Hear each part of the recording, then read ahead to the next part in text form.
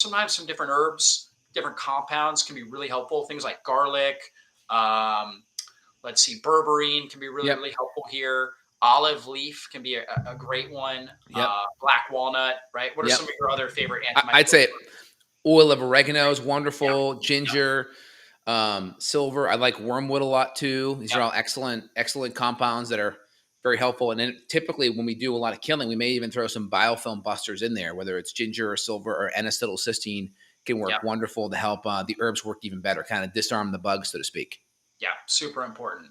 And I know we're running low on time, so the next two I'm going to put together: Yep. chronic stress and poor Mm-hmm. sleep habits. Right. Mm. So Mm-hmm. these kind of go hand in hand. Obviously, if you're under a lot of stress, it's going to cause higher cortisol levels, higher epinephrine levels, which is going to cause more laxity in that gut. So when you have high cortisol, the tight junctions that keep the gut connected and with a lot of integrity become loose. Also, high cortisol will cause a reduction in the mucus membrane, which is kind of like the first line of Yep. defense in your gut before you get to the gut lining. So you'll have less mucus production, lower levels of secretory IgA, which is your key immune component that helps protect your gut lining. It helps protect against pathogen buildup in your gut.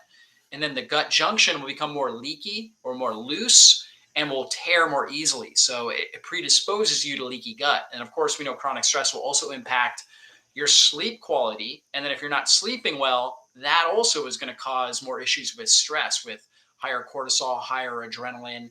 And, obviously that's going to compound your gut health and your ability to just heal and repair and produce the right amount of anabolic sex hormones in order to repair and really thrive.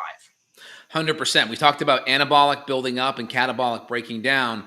Well, it cortisol, our stress hormone, the glucocorticosteroid you mentioned, is on a circadian cycle. So it's higher in the morning and lower at night. Now the problem is it goes down at night, which allows melatonin, the sleep hormone, to come up. But the problem is when we start to have overstimulation, sympathetic nervous system stress, that rhythm can start to it can actually peak up at night, which then throws off our ability to make melatonin, which throws off the parasympathetic restoration that happens when you sleep and growth hormone going up and all of your neurotransmitters turning over.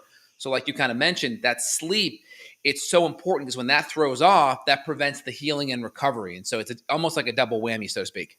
Yeah, you really can't recover if you're not sleeping well. That's Mhm. actually it's one of the most foundational things. I know I can help somebody if we can get them sleeping well. The faster we get them sleeping well, the faster their body's going to heal.